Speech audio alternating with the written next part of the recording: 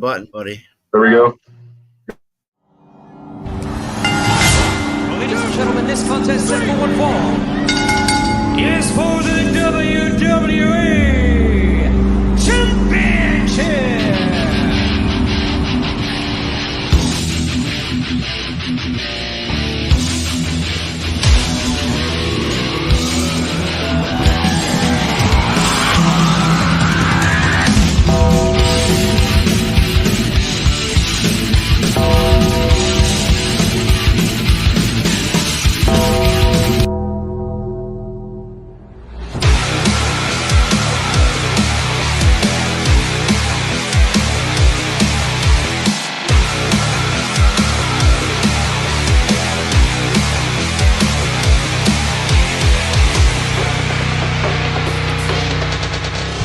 Life moves pretty fast. You don't stop and look around once in a while, you could miss it. Welcome to Around the Turnbuckle. I'm Big Al. That is the Professor. As always, and joining us tonight is the BYL. What's up, man? What's up, boss? Hey, what's good with you guys, ladies and gentlemen? Like they said, welcome to Around the Turnbuckle. This week, you have the one, the only, Boss Young Legend. Let's get this rolling. I'm ready. Boss Young Legend. All right, man. So let's start from the beginning. Once upon a time, you fell in love with professional wrestling. So did the Professor. So did I. So did anybody that watches this show. When did that happen for you? So I became a fan of wrestling around summer of 2013. Summer of 2013.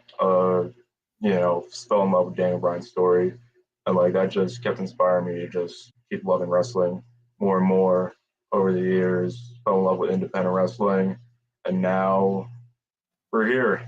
That's really all I could say. That's some gets, man.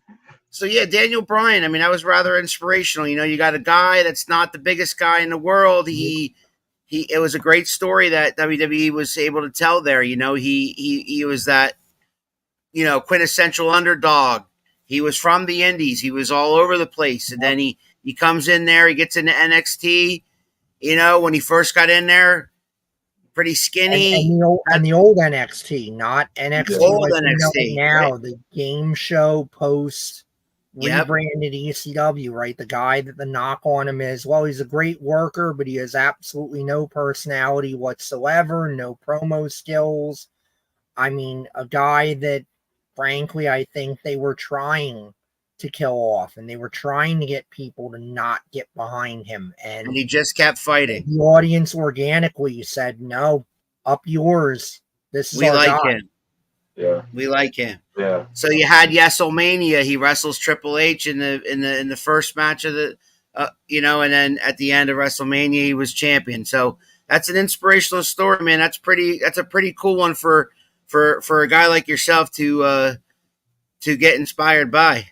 That was like really, that really inspires me because it inspires me. That inspires me to keep going, It's pretty. So how did you make the transition of like, okay, you know what?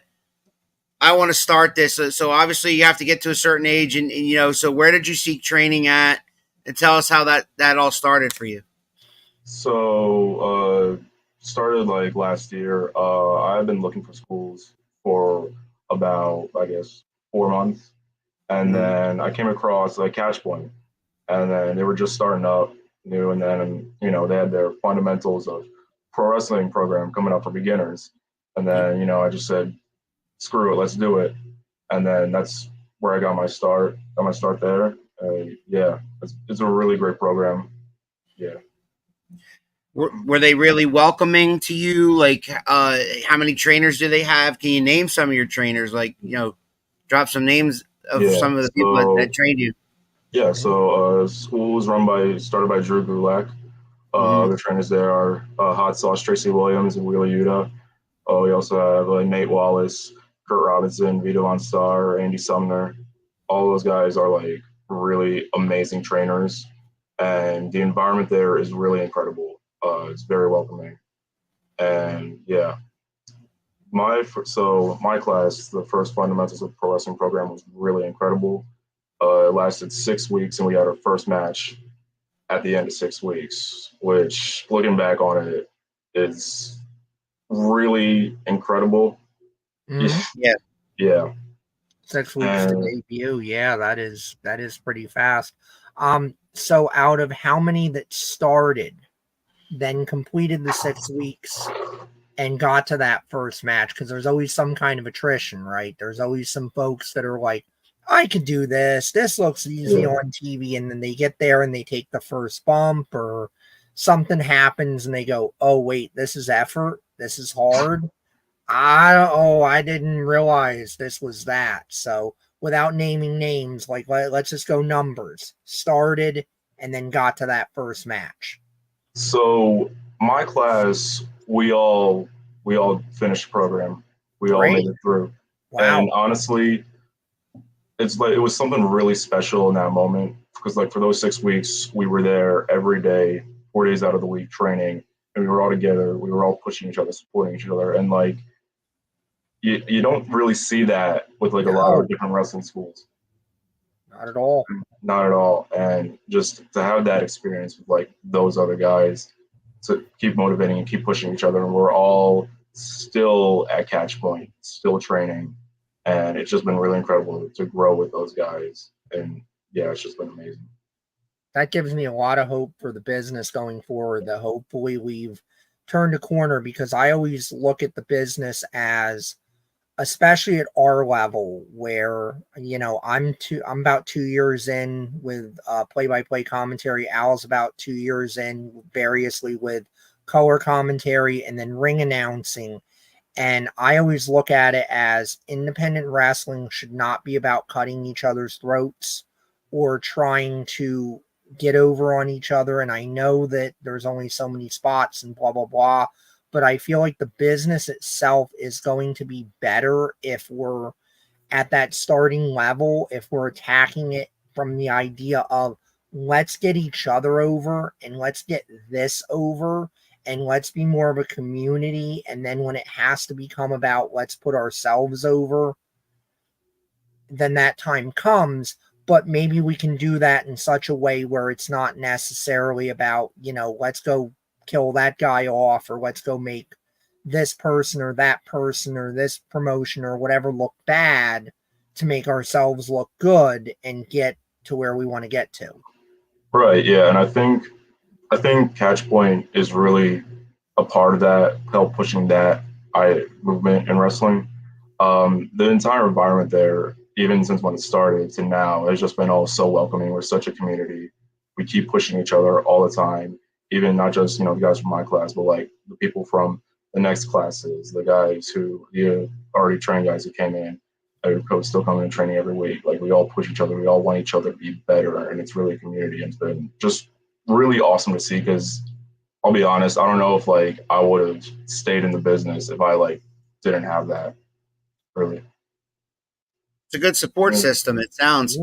Got a comment here from our old pal Dave. And Dave, you know we appreciate you, buddy, with these comments. We gather around the turnbuckle with friends to learn more. The legend of Boss Young. Let's roll. You know, something I always wanted to ask, something that I wanted to always ask a youngster like yourself, newcomer. When you get in there, and you said 6 weeks to your first match, which we'll talk about that in a minute. But I'm curious as to, like, do they, when they bring you in there, is it like, because some schools, like we've heard, Keith and I have heard stories about schools that, you know, see if you can hack it. In other words, they run you through the gauntlet the first like month or so to make sure to weed out anybody that really wants this or really doesn't want this. Did they do that to you, or were they more like, okay, this is what we're gonna do, and then, you know, after like the first couple of days, you're like, okay, you know what I'm saying? You know what I mean by that? Yeah. No, it was kind of like they were pretty much like, this is the program, this is what you got to do. If you can't do it, you know, whatever. But like, yeah, it's pretty much like, this is the program. you just can't do it, you know. No, And no tripwire horror stories like No, we no, hear about there wasn't back any in the like day, really, like, there wasn't any hate. Like, we were all we all wanted to like push each other, especially coaches. They wanted to push us, and they could really see all of our dedication and passion for the business over time. And then, yeah, it just really blossomed into something real. And I think the reason that Catchpoint has the reputation it does now is because of the 8 of us that were in that first fundamentals class. so, Great. were Definitely they were teaching you the physical stuff? Were they also? Did you also have like a promo class or anything like that? Yeah, so we did promos every day. Yeah, so it was like we usually first thing we do is promos. So they would give us a prompt, and then we cut a promo with that prompt, and then usually after that we would get back into training and all the physical.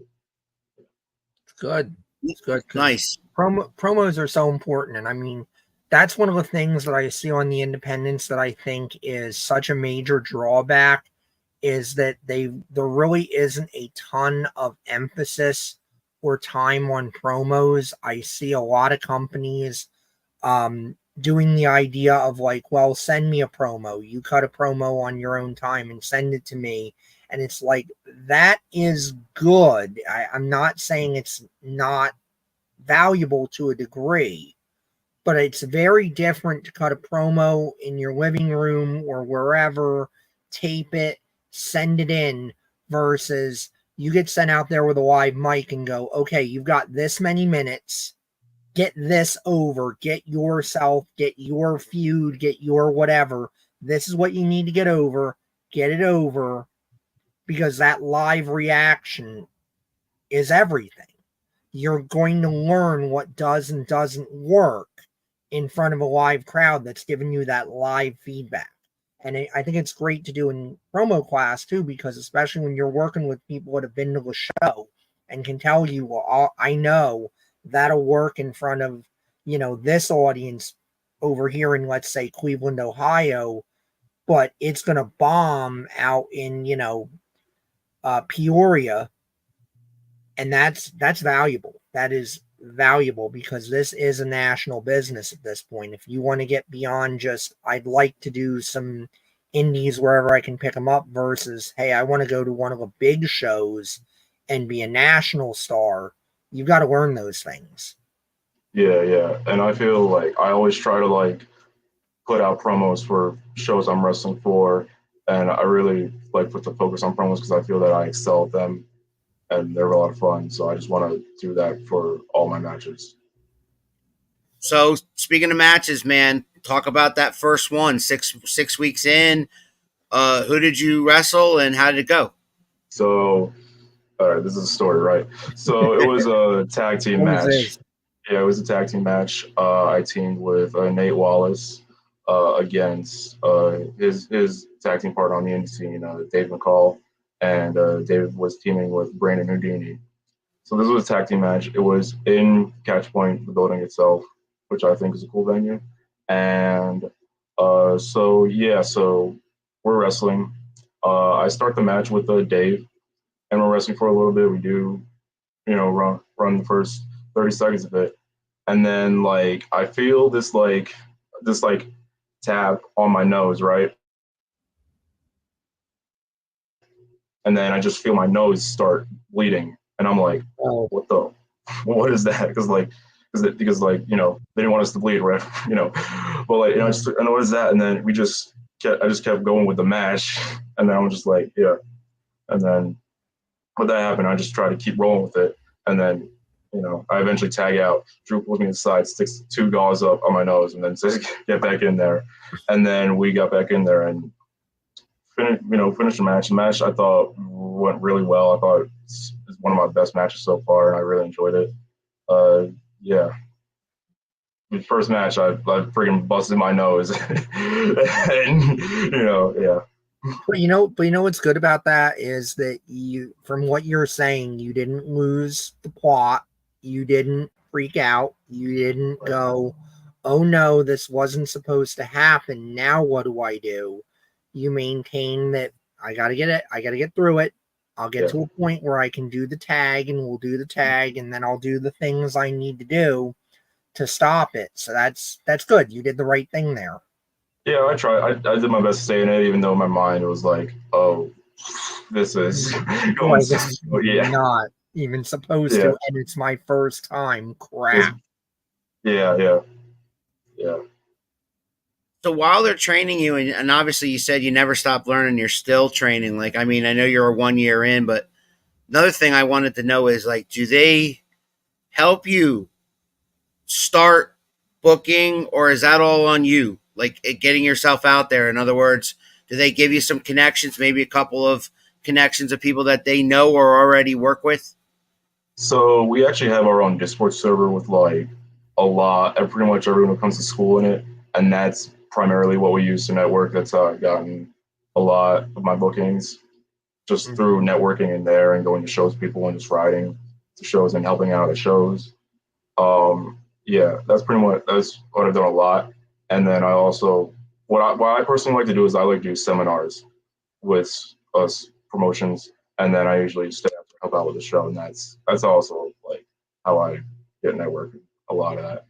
That's how I got into contact with New Era Pro Wrestling, because I did a seminar with Cheeseburger, and then got into contact with Nathaniel Cunningham, and then now I'm part of their roster of people, and now it's been great. I got a question here from our friend Christopher in South Carolina, and he says, how nervous were you that first match? Or were you super excited to prove yourself, or both? A lot of times it's both. Like, I still get nervous a lot of the times, to the point where like people have to come and be like, hey, take a breather, and I'm like, yeah, no, I'm just right. But yeah, I was really excited for myself, because like I feel like I know what I'm capable of in this business, and I'm like, I want to show that. I want to show that all the time wherever I can go, and like that's just me all the time. So like, yeah, I was nervous. I was in there with like a bunch of really good people, and but I felt that I just wanted to prove myself, and I felt that I did, and like it was a really good feeling. Obviously, there's things so I need to keep working on, and I'm still working on them. But overall, I felt I was really happy with my performance that night. Yeah, because you're only a year into the business, and I mean, in terms of wrestling, people will go, "Oh, you're a year in." It's like, yeah, but pro wrestling time is almost like the reverse of dog years, right? Where dog years are 1 human year is like 7 or something in a dog year. Pro wrestling is the reverse. Like 1 year, especially now, because we don't have the territories and all that, you don't necessarily get the ring time that you used to get. So 1 year in the business, depending on who you are, where you trained, how your networking is going, how much you're seeking out bookings and things like that, it could be the equivalent of like, well, it's 6 months, or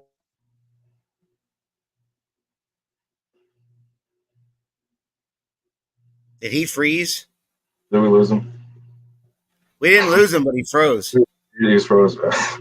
It might be an internet issue on the professor's part there, but I think what he was getting at is that 1 year in the business, I mean, depending on how much you wrestle, you might have only had maybe 20, 30 matches. I don't know how you weren't being booked every weekend so far, right? Right. Yeah. Yeah. So I was trying to say, like, it could be the equivalent of 7 months. It could be 5 minutes. Like, it all depends on how well that networking is going, how much commitment you have, or the ability to have that commitment, and also who's running shows when, because I know a lot of promotions are once a month. That's what they can afford. I know of a few that are tentatively trying to become more full-time and run each weekend, and it's tough. It's stuff outside of your control at this point, because you can only find who you can find, and you can only work when you can work. Pennsylvania can be very difficult that way, because Pennsylvania has restrictions that some other states do not have. Yeah. So talk about Boss Young, man. Where did he come from in you? He's a part of you, obviously. So where did he come from? And tell the fans who have never seen him before who he is. Right. So the name I got from a song that I really enjoy, and then I took that name and I eventually built this persona.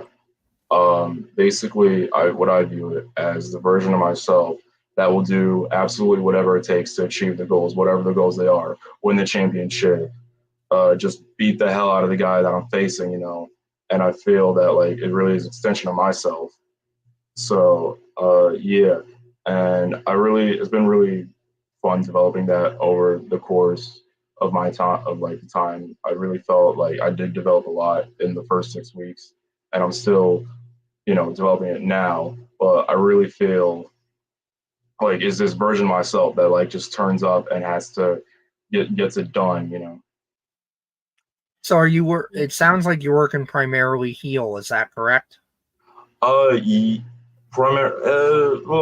before I got the injury, which we'll get to, but before the injury, I was primarily heel. Now, I'm actually trying to develop the character to where I can be either or, so that if I go to wrestle a show and they just be flexible with it. And that's what I'm working on with the character right now. It's like, how can I, be flexible? Like, what are the different aspects of it? Like, how can I make this face? How can I make this heel? So, Perfect. That is the exact correct answer, because you don't want to go somewhere and be like, I can only do one, or I can only do the other. I can only do one thing.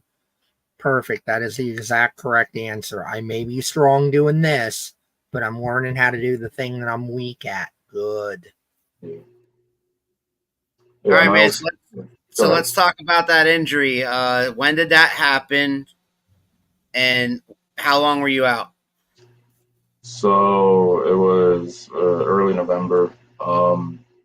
Just regular ass day of training. First drill of the day was Bandera and vault back in the ring. So do the Bandera, that goes fine. Go to vault back in the ring, land, and I snapped my tibia and fibula. Oh, Ow. Very out, yeah.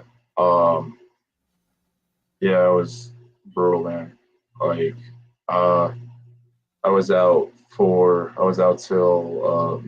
May, end of May, and like, sorry. There aren't really many words I can describe. It was just having to go through that surgery, having to recover, I was in physical therapy from December, till April, and it's just been a lot of work to really come back from that. And even now, I'm still learning like different things about how I can deal with the leg right now. Yeah. It's a process. Doctor said the leg won't fully heal for a year, so that'll be November this year. Right. It's just been it was really hard. It was the hardest thing I've ever had to go through, but I made it through, and I think that's the most important thing I have to focus on. Is like I made it through. I think I'm moving right now. I'm moving better than I even was before, and my trainers, everybody's telling me I'm moving better than I was before. Yeah, it's just like, it happened. It was really, really bad, but I made it through, and you just can't take that away from me, right? No. Right? No, you can't. And I could say, I talk my shit about 1,000 times over. I could say boss energy however many times I want, but like that's probably the most boss young legend thing I'll ever do in my career. And I made it through. I'm wrestling now, and that's all. Yeah. You talked earlier about that's important.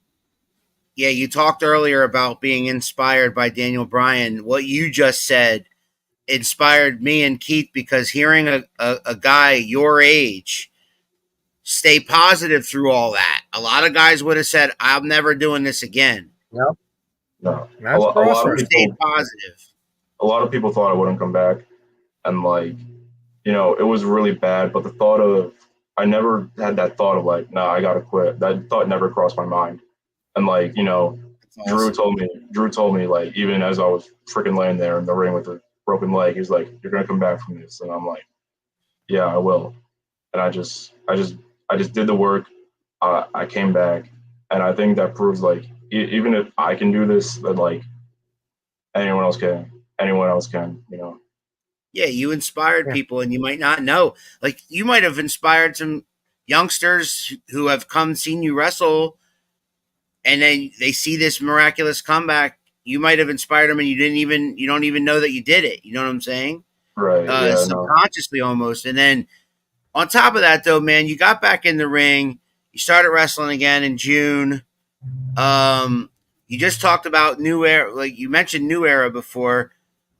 How did that go for you? That was recently, and you worked with guys like the Roadblock. A lot of people in Pennsylvania know who he is. Yeah. Mm-hmm. Yeah, no, that went really good. Roadblock had other plans. Decided to Roadblock, you know, beat me, but it's all good. You know, I'll get my win back eventually. You know, but yeah, New Era has been really awesome to me. You know, like I said before, I came through for Seminar for Cheeseburger, and then they accepted me in. Yep. And now they're doing 2 shows, August 16th and 17th. Yep. And I'm on both those shows right now. Wonderful. I plan to be up there for at least the 16th. I'm booked on the 17th. We're coming to the 16th, man. So we're gonna get to see you live, which is cool. Yes. And we will say hi. Yeah. Our problem with New Era is that we've promised those. We've known those guys for a while. We promised those guys that we would come to a show, but they run opposite the show that normally he and I are booked on. Right. So we just haven't been able to get there yet, but now they're doing that Friday and Saturday thing where the Friday show is like a charity show and it's basically free. And so that's perfect because we're booked the very next day somewhere else and we can go to that Friday show and actually see you guys in action and see what New Era has and see what Boss Young Legend's all about too. And obviously help out if any help is needed with anything. You know, I'm trying to learn all the different aspects of things and be able to be useful at a show. Yeah. I think what New Era is doing right now is really good. I think they have a really good roster of guys and who else they're bringing in. And I'm really looking forward to like growing with them and developing with them. Yeah, I'm just really looking forward to it. Another cool thing you could do, man, is they're planning on bringing in some names, some veterans to kind of beef up the crowds a little bit and have you guys performing in front of bigger crowds. And they've named guys like Ace Austin and things like that. Mm-hmm. When you got those guys in the locker room, man, pick their brains. I mean, I'm sure people have told you that. I'm sure Drew has told you that. Like when you are in these different locker rooms as you make your way around and you come across these veterans who have been doing this almost as long as you are alive or longer, you know, they're great brains to pick, right? Yeah, I try to be a sponge for everybody, you know, like even if I'm wrestling, I'll ask for help, you know, make sure my match, you know, ask for help on a match, see if I can pick anything from that. And I just, you know, I just like talking to people. I think, you know, trying to build that community, build the networks. Yeah. It's very much a people business. It's a networking business. It's about relationships because you never know. You know, wrestling is the ultimate. The guys you see on the way up are the same guys you're going to see on the way down. And everybody's got a perspective. Everybody's got something, and you never know. I have people come up to me, and I'm like, I'm 2 years in the business. I'm just a guy that has watched it a long damn time. And they're like, well, you're watching my match. You're sitting there at the table. What do you think? What do you think I could do better and all that? And yeah, I'm very impressed with New Era. I'm very impressed with the management there. I was talking to those guys. I've known those guys even before they got started. And to be talking to them, especially Nathaniel Cunningham, that I know is big on the business end of that, and talking to him before he had started that up, you know, he was a very much silent management with the promotion that he trained with High Ground Pro Wrestling, and the stuff he talked about then. It's like, man, you got all this experience. And I love that he turned around very quickly and said, I'm going to take everything I learned and I'm going to open my own shop and see how far we can go with that. So I'm very impressed with those gentlemen. Yeah, no, and being there has been awesome. I've done a little networking there, like Miguel DeBarrio. He's Yeah. already talked to me, like I'm already wrestling date in September for him, which is really cool. Great. And he's also an awesome dude. Shout him Yeah, out. well, he's on this show next Sunday actually, Yeah, and we've actually talked to Miguel before, but I'm excited to see this catch up with him, and also this newfound relationship that New Era's had with Frontier and some other feds out there sharing talent. That's what it's all about, man. Like, you shouldn't be running against each other if you're that close. You shouldn't be running against each other. You should be working together. We work for a company called Susquehanna Wrestling Organization that works kind of with Three Legacies, which is getting big down there in York and Lancaster area, and they share talent. They try to not run against each other so that they can share talent. So that's what it's all about. I applaud New Era for that. I applaud Miguel for that. Because Miguel had this dream of Frontier Pro Wrestling, but man, sometimes you can't do it all by yourself. Sometimes you need support, and that's what that's what professional wrestling does. The three of us are in here talking about the BYL because we love professional wrestling. We have that in common, and that's what it's all about, man. I've said if an NWA, a national organization, is probably out of reach at this point. I think the times just don't support it with everything else, but I don't see why at the state level independents can't have at least informal handshake agreements about, I will try my hardest not to run your date, or if I run on a day when you run, I'll get so and so maybe earlier in the day and make sure that they're free for your show, later on that day. If I'm close to you or I'm running the same time you are, maybe I'll put them on earlier in the night and you can have them later in the night, or vice versa. Because why? I always say the pie is what the pie is, and we all know the pie is not huge at this point. So why can't we do the best we can to make sure that everybody is getting the biggest slice of that pie they possibly can? yeah, and like I think it's been really helpful to me because trying to get back into it after everything, New York has been really helpful to me, and I've just been really grateful for them that they've given me the opportunity, and I've been grateful for Miguel for giving me that opportunity. And also want to shout out Billy Avery, who runs Labor of Love. I wrestled for him just yesterday to the Fatal 4-Way, and Wow. yeah. How'd that go? That went really good. Didn't get the dub, but it came close. Yeah, everything went. I thought everything went smooth. And I had a great time. Those multi-man matches are hard, right? Because you're in there with different guys, and now we've taken the original elimination concept out of it, kind of. Now it's all about the one fall to a finish. Right. And it's hard to innovate, right? Because the fans are always looking for, like, oh, so-and-so just got dumped out, so now that's their moment to lay on the floor for 15 minutes while this guy gets the shine, and then you'll come back in or whatever. So, I mean, definitely a learning experience, I would think, to try to take this formula that everybody kind of knows and be like, well, I'm going to make sure that they remember me out of it, win, lose, or draw, and I'm going to bring something new to it. Yeah. I think when it comes to those, I think I've learned to just like stick to what I know from my moveset and just hit that, and just to keep it simple, and just work with the other guys. But yeah. I like doing those. I like doing 4-ways, scrambles, rumbles.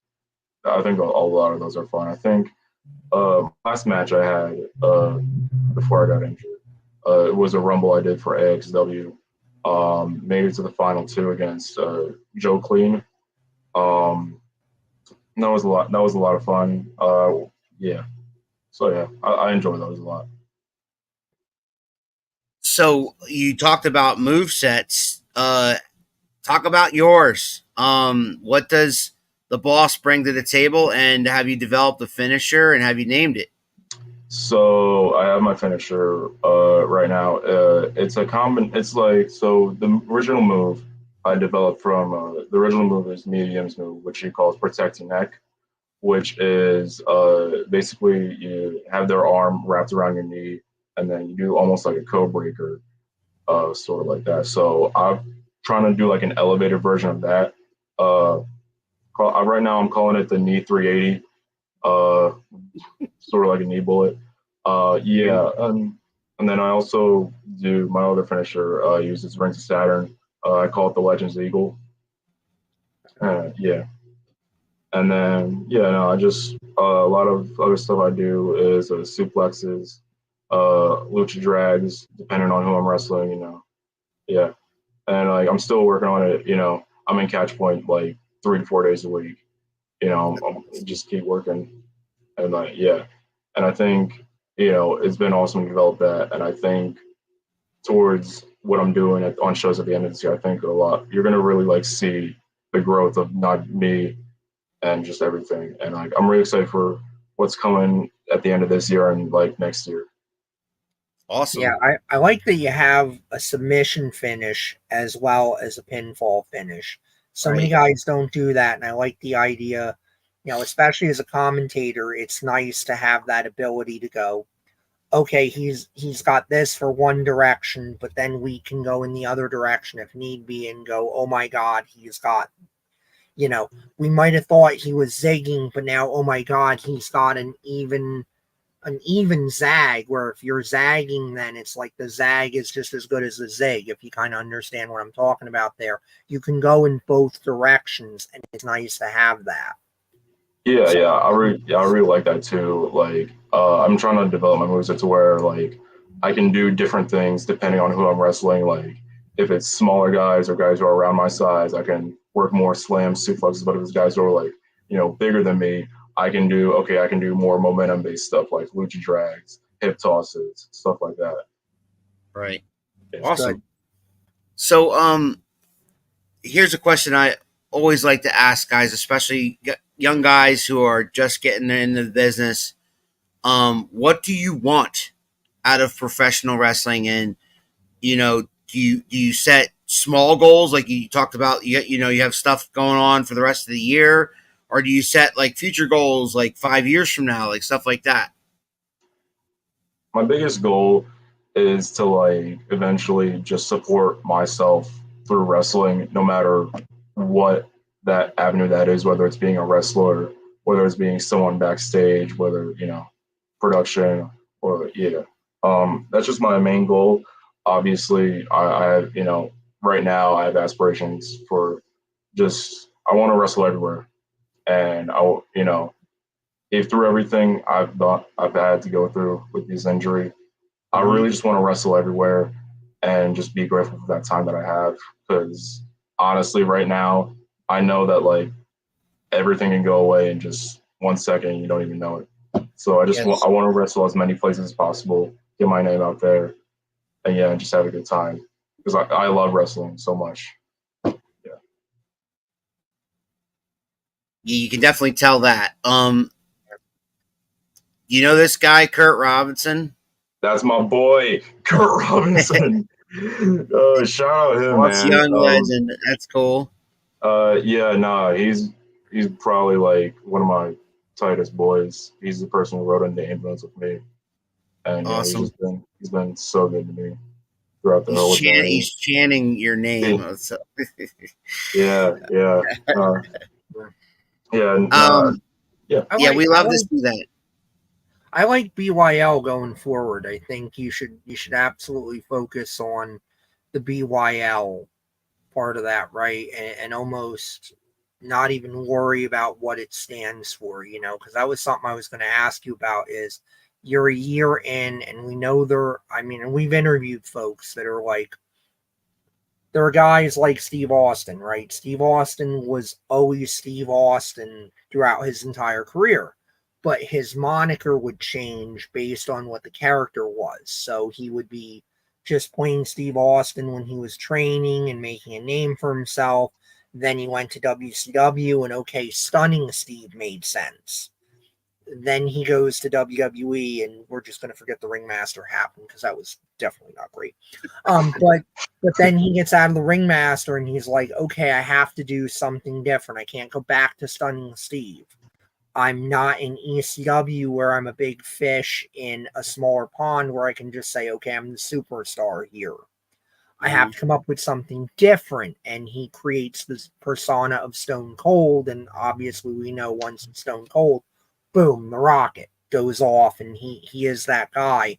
So that's definitely something I want to ask you about is, do you think you're going to be the BYL throughout your career? Do you think that maybe you have the base of something and you might have to change the moniker later? Or is that something that's just not even on your radar yet because you're working skills and then presentation will come after that? I feel right now that Boss Young Legend can get really over, especially like in this generation. Like I feel like the advantage of me being young is like I know what can get popular with like especially the younger generation, and like I feel that Boss Young Legend can get really over just because like a lot of times they say everything comes in threes in wrestling. Boss Young Legend, and I think I think I think everything just takes time. Yeah. Like it took me time, but I think once I can like really get everywhere, I think it's just a matter of time. Because like I've came in knowing I felt like I knew Boss Young Legend would get over, and like it's gotten over with everybody at Catch Point, and now it's just like about getting it over with like every single fan. And if I can get everybody in that crowd chanting Boss Young Legend, that's really all I could ask for. Sounds right to me. I mean, that's, because I've talked to other guys. There's a couple of guys I talk to that are, again, similar to you. They're young in their career and they're trying to develop the brand and all that stuff. And I always say you got to develop that brand and you got to believe in that brand because, you got to think about gimmicks eventually, right? You got to think about shirts, whatever you're going to put that name on. And if you believe in it and you can get it over, especially me, I'm becoming very cognizant of the fact that I'm getting to be an older guy and I don't have my finger on the pulse necessarily of everything that's going on. My kids are saying things that are frankly don't make sense to me where I'll be like, is that English? Was that English you just used? I know they were words that sounded like English, but in the order you put them in, it doesn't make sense. And that's where I always say, like, people can give you advice, older people can give you advice, give you wisdom, but at the same token, you've got to be able to pick out what's wisdom and what's just, all due respect, you're kind of being an old guy right now, and you maybe don't see what I see. Yeah. I think it's about having confidence in yourself and what you believe in. Like I really have confidence in my name, and like now it's just about developing the brand and getting everything set for that. So at your age, man, I gotta ask, like, how much video do you check out? Like, do you check out old school stuff way before your time? As far as promos goes, as far as in ring work goes, you mentioned Daniel Bryan as an influence, but I mean, like some of the wrestlers that have been the big names over the past, say, 10 years, which, in your life, that's, since you were like, a teenager to now is a lot different crop than the guys before you. So do you go back and check some of that stuff out, and are you encouraged to do so? Yeah, we are very encouraged to do so at Catch Point. I really like watching old stuff like Randy Savage and Jake Roberts. I think their storytelling ability is just incredible. And as for like technique, I really like World Sport, studying a lot of their stuff. Yeah, I think as like I really like the storytelling ability of like the 80s and 90s. I think a lot of guys back then were really, really good at it.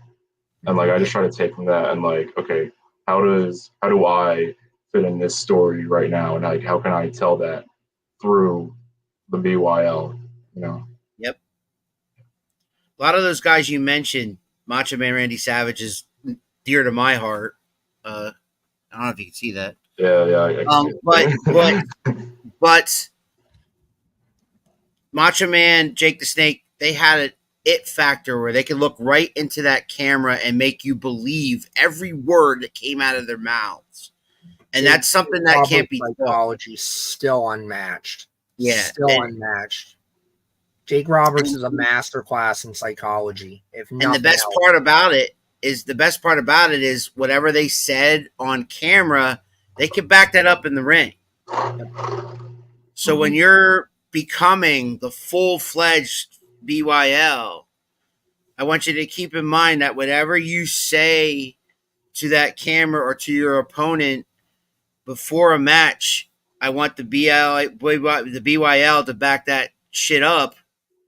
You know, whatever you convey. You know what I'm saying? You know what else I feel like is great for all around stuff, and I think he's getting the critical reappraisal that he needs in this generation? Arn Anderson. Arn Anderson is somebody that when I was just a pure mark, when I watched him, I didn't know the business the way I know the business now, or the way I even came to know the business before I got into the business. And Arn Anderson was one of those guys where you would just go, yup. Like, it's that old thing about can't make you believe the business is legitimate, but I can make you believe I'm legitimate. Arn Anderson, whether it was the promo or the work, Arn Anderson looked legitimate. So I thought he was like the toughest guy in the world. Exactly. Even when he was mid-card, you would be like, didn't matter. I wouldn't screw with Arn Anderson whatsoever, because he was great again about, I'm going to say what I'm going to do to you, and then I'm going to get in the ring and I'm going to do it. He was never over the top. It was never crazy. But I also think, too, guys that want to be main eventers, go study main eventers. I mean, even go study Hulk Hogan. There's value in what Hulk Hogan did. That ability to only do 4 or 5 things, but those 4 or 5 things are so monumentally over that you don't need anything but those 4 or 5 things. John Cena. If you can get to that level, that's the secret. That's the craft right there, is to not kill yourself because you're doing very, very little, but it's over and the crowd doesn't care. They think they saw an epic. And Yeah. That's the secret, man. Yeah, I've been trying to figure that out myself. You know, I'm trying to like, you know, getting better at protecting myself, especially now, and just learning that, and like, how can I develop my moveset to that, and like, how can I play off the other guy's moveset to help protect myself and protect him. So that's that's a great lesson, Professor. Like we are always concerned, right, with a lot of the guys that we work with, and also a lot of the guys that we, you know, care about now. We've gotten to know, and we see them do way more than they really have to at times. They want to be spectacular, and they want to put asses in the seats, and I get that, and it's all really exciting to do that. But they need to, like, less is more. Like the professor said, Hulk Hogan had 5 moves. You know what I mean? And he was one of the biggest stars of all time. Love him or hate him, it's the truth. John Cena, same thing. He did the "you can't see me" thing. He did the 5-knuckle shuffle. He did the attitude adjustment. Game over. It's not how much you do. It's how over you get what it is that you do. Do you know what I'm saying? And I'm not saying you can't do big, spectacular stuff. I saw somebody last week at the last show I called. He did a spectacular dive out of the ring on everybody else. Well, he jumped off the back of another wrestler, too. Jumped off the back of another wrestler into a pile of wrestlers. And we got a holy shit chant. I almost thought he killed himself. And then we're over at the bar afterwards going like, yeah, that was pretty good. Yeah, that was pretty great. damn good. He was fine. So it's also about when you're going to do the spectacular stuff, make sure you're doing the spectacular stuff with people you can trust that you know are going to catch you, because the guy that was catching him worked the same show I was at last night, and we talked about that in the back where he's like, didn't really look that good because it didn't seem like it was all that dangerous or that good to me. And I'm like, oh no, brother, it definitely looked great. was that spectacular and great. And I'm glad that you're saying it didn't look like it was that hard, because that means that you protected him and you know how to protect him and all that, which is, again, that's the craft. Protect each other, be able to do the great stuff in the ring, and then go out to the bar afterwards and go, man, wasn't that good? Click glasses, and everybody feels as good as you can after a wrestling match the next morning. Because if you don't feel sore, I think you might be Superman. And that would be a hell of an advantage to be in the wrestling business if you got a little Kryptonian in you. Yeah, and I also think I'm trying to like work on right now is how to make the simple stuff spectacular. Yes. And I think that comes with who you're wrestling, how you do it. Like, you can make like a freaking German suplex off the middle rope spectacular if you're doing it like, some big guy. Or like if you're wrestling a small guy and then, you catch him, hit him with some crazy suplex or move or whatever. I think I've seen guys bring back the Stan Hansen lariat. I see a lot of guys using those big like lariat clotheslines, or sometimes even using a basic clothesline. And like you say, because of the size difference, a bigger guy with a slightly smaller guy is able to load that clothesline and make it look, if that other guy, that smaller guy, is bumping correctly, man, that clothesline looks like it killed him. And I almost guarantee you, like, there's probably barely a touch there if you're doing it correctly. Boss, so sometimes it doesn't even need to be as spectacular as what you were talking. Because to me, a German suplex from the second rope is scary as shit if I see that. Because I'm like, I'm thinking of, I'm a cynic with some of this stuff where I'm thinking of all the ways that can go wrong, having not been in the ring or done that stuff. So I'm always, from the perspective of somebody that knows these guys, that talks to these guys and things like that, I'm always happy when we can do like the simple stuff like a clothesline and make that clothesline look like it killed somebody, because I'm smart enough, even not having done it, to know like that probably was one of the easier spots to do, because it's just all about don't hit him very hard, but take the bump and make it look like, holy shit, he killed him. Yeah, and I think it's like about working with everybody to make sure like what we can do is safe, what we can do, what we know, what we're experienced doing, and how we can make it as safe as possible to make sure everyone's alive by the end of it. And that's really what I'm like trying to focus on. Just like, we could have like the worst match ever, like, but as long as we're doing everything safe and we're out of there, we're fine. That's really kind of what matters to me right now. Yeah, I agree. So, man, is there anything that we have not talked about in the last 53 minutes that you would like to talk about? And also, where can people get a hold of you if they want to book you, and also where are you performing in the near future? I'm trying to think. We talked about catch point, talked about the injury, we talked about coming back. I think we've hit everything.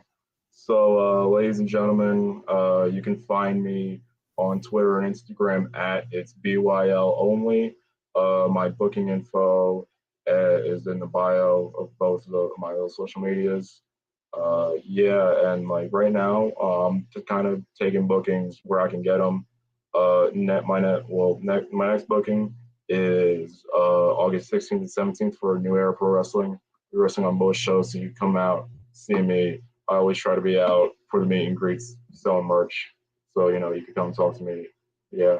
And then September 7th, and I don't know where it is yet or the name of the promotion.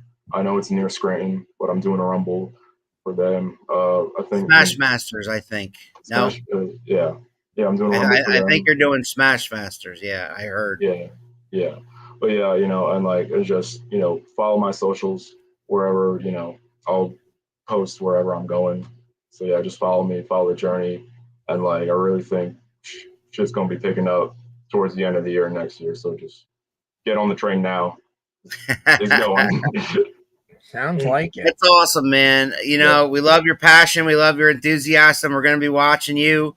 I told you the professor and I are going to finally get up there to New Era on August 16th. At least that show. We're booked the following day, though. But, man, we wish you nothing but the best, of course. You're welcome back here anytime. Like, we like to check in on you in 6 months to a year and see how you're doing and see if you still got that passion, if you still got those goals, if you got new goals, or, you know, maybe you got yourself out and spread yourself a little bit further across the country. And who knows, maybe someday the world. It's wrestling. Who knows? Yeah. Tomorrow might change, but you know what? I'm just the boss young legend. Anytime I'm in the ring, I'm gonna fucking give him my all. There you go. Keep pounding, and let's see what happens. Absolutely love it, man. All right, Professor, do you know who's on Around the Turnbuckle next week? We done said his name a few times. I'm surprised he didn't show up. You got this banner thing going on that is so hard to read out. I feel like you did that on purpose because sometimes I'm not always super up on the schedule. So I feel like this banner was directed at me. I feel like it's this banner was directed to one person and one person only, and that is Miguel Del Barrio, who will be here next week. And yes, actually, Miguel texts me. He says, "Hey, what time today, brother?" He thought he was on tonight. Bring him on, man. Bring him on. We'll go shout out to Miguel. Yeah, shout out to Miguel, man. But yeah, he's all in next week on Around the Turnbuckle on this channel at 6 o'clock. And guys, do us a favor, like us, subscribe, share, all that cool stuff. Yeah. As we grow, the community grows, the platform gets bigger, and guys like the BYL can come on here and tell their story to a larger audience, and that's all we've been about for the past 4 years. Yeah, and hopefully we're a stop on the longer journey to being able to do this full time and go get it, brother. Passion and doing what they want to do, man. Oh yeah. We're rooting for you. Go get it, brother. All right, I'm giving BYL the last word, man. Go ahead, cut it.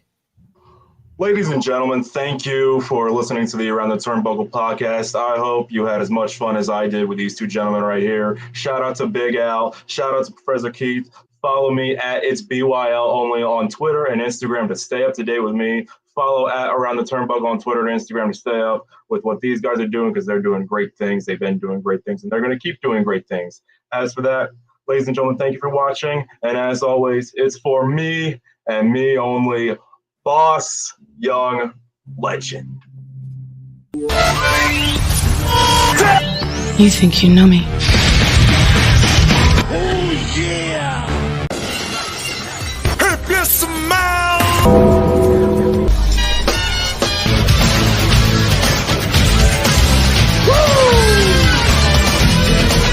Calculations are correct. When this baby hits 88 miles per hour, you're gonna see some serious shit.